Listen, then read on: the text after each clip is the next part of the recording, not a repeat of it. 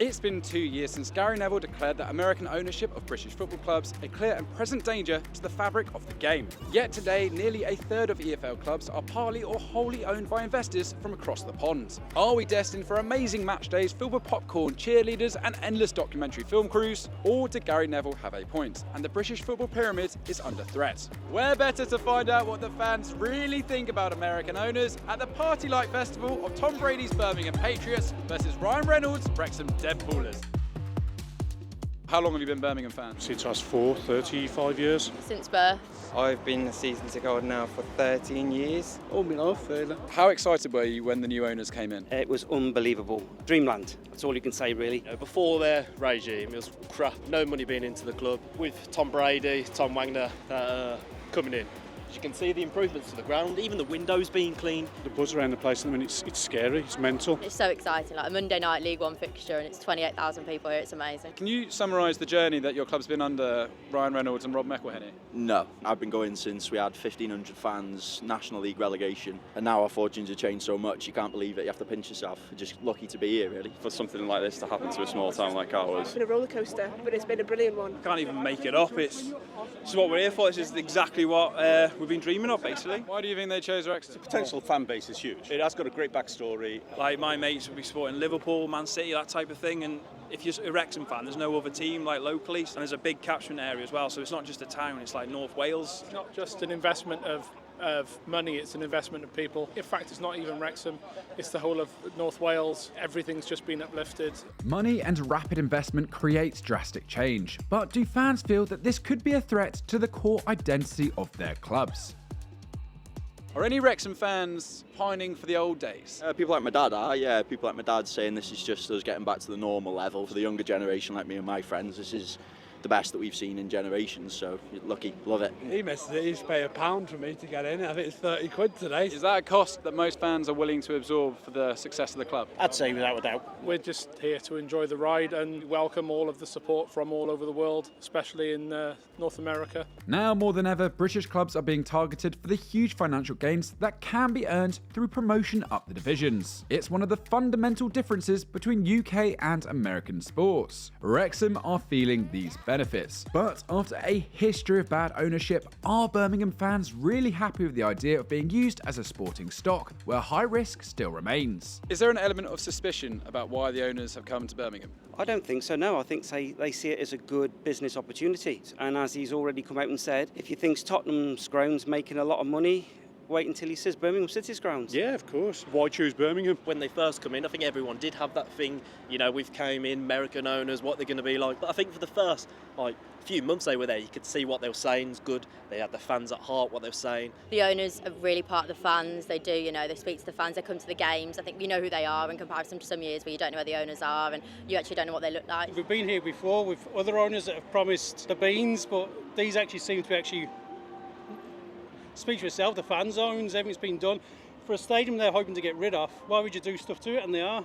It's making it better for the fans. Monday night and selling out, that would never happen anywhere else. Were you slightly nervous when you got relegated last year, thinking, here we go again? Oh, completely. You thought, what the hell are they doing? They're not listening to the fans. They want this big management signing that looks the part and all bells and whistles, but soon realise that doesn't work. Are you not concerned that their motivations are entirely money-based and they're not necessarily thinking about the club and the people that attend the matches? Well, yeah, of course they're money-based. They're an investment firm, aren't they? They want to be charging us what Villa are doing at the minute in the Champions League. That's their end game at the end of the day, to make as much money as they can. If they take us top 4 in the Premier League, well, I'll take that all day long, mate. It's always been a working men's club, so you work for it. We've had so much downs over the years with no money, can't get transfers, embargoes, etc., that when it comes along, you've got to jump on it. You can't get anywhere in football without money these days, unfortunately. Do you firmly believe that? Yeah. You don't think there's other clubs like Luton, for example, that make it to the Premier League who don't do it with a big budget? It's a one-off though, isn't it? Don't you think that's a one-off? You get your Lutons and your Leicesters once in a blue moon. Yeah, it's about money, but you know what, that's what Birmingham City need at the moment. Yeah. We've been through 15 years of hurt, and it's about time we got money in this club to move forward. So yeah, it is about money. It's a business. That's what he's a businessman. Despite the initial relegation, Birmingham supporters appear more than willing to put their faith in the new owners and their new business model. And what seems clear is that Tom Wagner has convinced initially sceptical supporters through early actions off the pitch. I think with the investment in the club, yeah, of course, all the football fans want that, but all the regeneration that's going to happen around the new stadium, don't know what's going to happen to this yet. What he's going to do with it is only got to be good for Birmingham and the surrounding area. Well, it could be revolution, couldn't it? You look at the area around here, you look at what they could build over the road over there. If we've got a super stadium selling out 60,000, I mean, Taylor Swift, Beyonce, people like that there, HS2, you're an hour away from London. Bringing celebrities to Birmingham, you know, look how much publicity Birmingham have got around the country. In America, look how big we are in America now. It's the second city in England, so it deserves a team. And the optimism here is unbelievable, and that comes from the American ownership. Despite his previous comments, even Gary Neville didn't want to miss this show. So, was he right to doubt the intentions of American owners? Oh, why?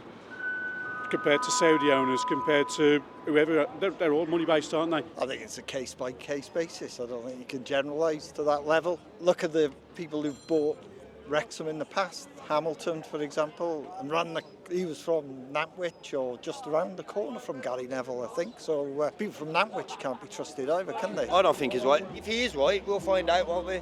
But up to yet, now I can't see no bad in it. And you're willing to find out the hard way, potentially? Well, we've always had it the hard way, mate, so it's trial and error with us, really. I saw a tweet before, someone from Birmingham saying, could this game be in America in the future? And it's like, point blank, I hope not. I think you have to be careful between the boundaries of investment and losing the actual soul of the sport. Gary Neville is a wanker. He owns Salford and we passed them in one fucking season. They're a bag of shit, Salford. It's we jealousy. beat them with our third team. That's pure jealousy. I've got no respect for Gary Neville at all. If we finish this season just above the relegation zone, our happiest days. We're enjoying the ride. People think, oh, you know, it's going to end in tears. It's never going to end in tears. We're having fun.